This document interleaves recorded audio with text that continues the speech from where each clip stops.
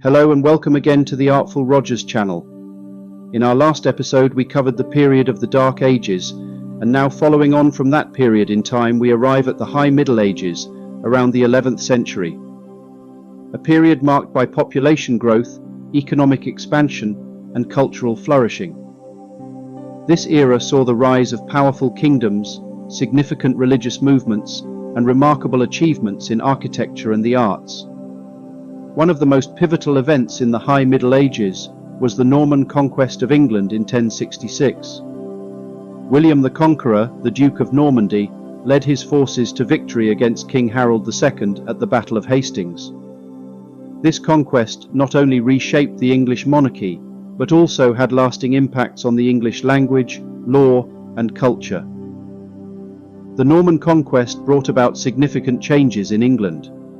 The introduction of Norman French influenced the English language, leading to a rich vocabulary that combined Anglo-Saxon and Norman elements. William's rule also saw the introduction of the feudal system in England, where land was granted to Norman lords in exchange for military service. This restructuring of society had long-lasting effects on English governance and land ownership. During this period, Europe saw a resurgence in urban life. Towns and cities grew as trade expanded, leading to the rise of a prosperous merchant class. Markets and fairs became common, facilitating the exchange of goods, ideas, and culture across regions. The expansion of trade routes and the establishment of guilds played a crucial role in the economic development of the High Middle Ages. Guilds were associations of artisans and merchants who regulated trade, maintained quality standards, and provided mutual support for their members. The growth of towns also led to the rise of a new social class, the burghers or bourgeoisie, who played a significant role in the economic and political life of medieval Europe. The High Middle Ages also witnessed the launch of the Crusades. Starting in 1096, these religious wars aimed to reclaim the Holy Land from Muslim control. The First Crusade was called by Pope Urban II, and thousands of knights and commoners alike took up the cross. The Crusades had profound impacts on Europe, from stimulating trade and cultural exchange to altering the power dynamics between the church and secular rulers. The Crusades were driven by a mix of religious zeal, economic interests, and political motivations. Crusaders sought to reclaim Jerusalem and other sacred sites, but the expeditions also opened new trade routes and brought Europeans into contact with advanced Muslim civilizations. The exchange of ideas, technologies, and goods enriched European culture and economy. Additionally, the Crusades weakened the Byzantine Empire and altered the balance of power in the Mediterranean region. The societal structure during the High Middle Ages was predominantly feudal. This hierarchical system was based on the exchange of land for military service. At the top were the kings and nobles, followed by knights who provided military service. At the bottom were the peasants or serfs who worked the land. Despite its rigid structure, feudalism provided stability and order in a time of frequent conflicts. Feudal society was characterized by a system of mutual obligations and loyalty. Lords granted land, known as fiefs, to their vassals in exchange for military service and other duties. This system created a network of allegiances that helped maintain order and security. Castles and fortified manor houses served as centers of power and defense. While feudalism provided stability, it also limited social mobility and concentrated power in the hands of the nobility. The Roman Catholic Church was the most powerful institution in medieval Europe. It influenced every aspect of life, from politics to education. Monasteries and cathedrals became centers of learning and culture. The construction of grand cathedrals, such as Notre Dame de Paris and Chartres Cathedral, showcased the era's architectural and artistic achievements. The Church played a central role in medieval society, providing spiritual guidance, education, and social services. Monasteries preserved classical knowledge and produced illuminated manuscripts, which were beautifully decorated books that contained religious texts and classical works. The church also held significant political power, often mediating disputes between rulers and influencing decisions at the highest levels of government. The clergy, including bishops and abbots, wielded substantial authority and wealth. Speaking of cathedrals, the High Middle Ages saw the emergence of Gothic architecture. This style, characterized by pointed arches, ribbed vaults, and flying buttresses, allowed for taller, more light-filled structures. These architectural innovations not only demonstrated engineering prowess, but also reflected the era's spiritual aspirations.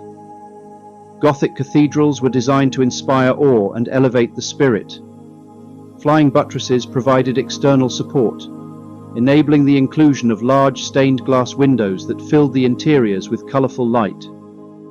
These windows often depicted biblical scenes and saints, serving as visual sermons for the largely illiterate population. Notable examples of Gothic architecture include the cathedrals of Chartres, Amiens, and Reims. As we move into the late Middle Ages, starting in the 14th century, Europe faced new challenges and transformations.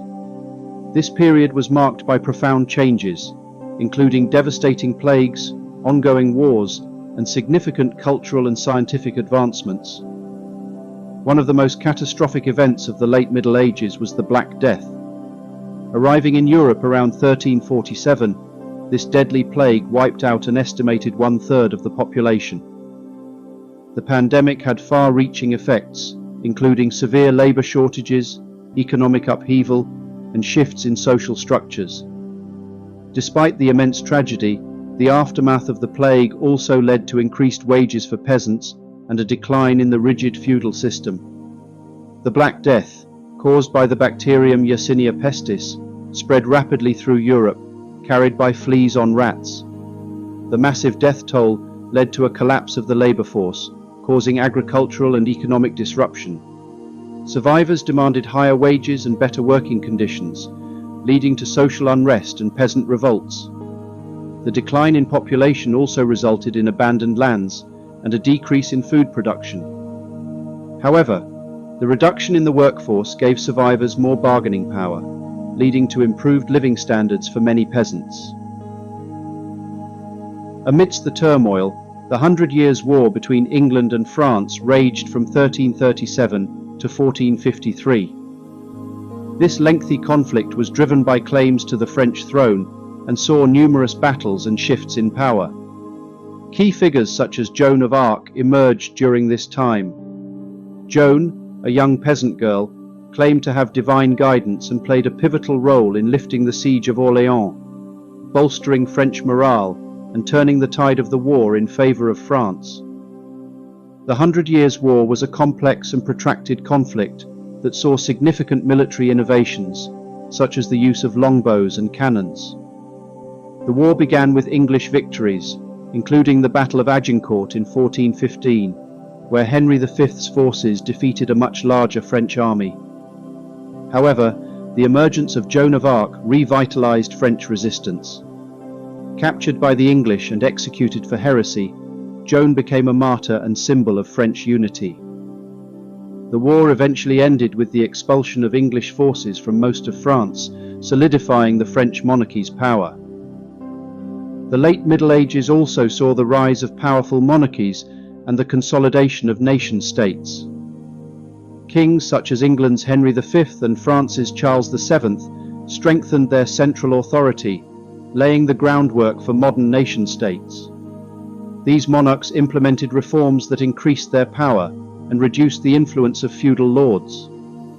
The centralization of power in the hands of monarchs marked a significant shift from the fragmented feudal system. Monarchs established standing armies, professionalized their administrations, and implemented legal and financial reforms. The growth of national identities and the decline of feudal allegiances paved the way for the development of modern states. The Wars of the Roses in England, a series of dynastic conflicts, eventually led to the establishment of the Tudor dynasty and further consolidation of royal power. Despite the challenges, the late Middle Ages experienced a cultural and intellectual revival that set the stage for the Renaissance. This period saw the rise of universities, which became centers of learning and scholarship. The study of classical texts from ancient Greece and Rome inspired new ways of thinking, leading to significant advancements in philosophy, science, and the arts. Universities such as those in Bologna, Paris, and Oxford attracted scholars from across Europe. The curriculum included the study of the liberal arts, theology, law, and medicine. The rediscovery of classical texts, preserved by Islamic scholars and brought to Europe through trade and crusades, fueled intellectual growth. Scholasticism, a method of learning that emphasized logical reasoning and the reconciliation of faith and reason, became prominent. Figures like Thomas Aquinas synthesized Christian theology with Aristotelian philosophy, shaping medieval thought. The arts flourished during the late Middle Ages. Gothic art, characterized by its detailed and intricate style, became prominent. Illuminated manuscripts, such as the Book of Kells, showcased the era's artistic skills. In literature, works like Dante Alighieri's Divine Comedy and Geoffrey Chaucer's The Canterbury Tales reflected the complexities of medieval life and thought. Gothic art evolved from Romanesque traditions, incorporating more naturalistic forms and expressive figures. Illuminated manuscripts were painstakingly created by monks and artisans, featuring elaborate decorations and illustrations that enhanced the written word. Dante's Divine Comedy offered a vivid journey through hell, purgatory, and paradise, exploring themes of sin, redemption, and divine justice. Chaucer's The Canterbury Tales provided a rich tapestry of medieval society, presenting stories from diverse perspectives and capturing the humor, pathos, and complexity of human experience. Scientific exploration and inventions also gained momentum during this period. Figures like Roger Bacon, an English philosopher and Franciscan friar, advocated for empirical methods of scientific inquiry. Innovations such as the mechanical clock, improved agricultural tools, and advancements in navigation techniques began to emerge, paving the way for future discoveries. The spirit of exploration was ignited in the late Middle Ages. The quest for new trade routes and territories led to significant voyages of discovery.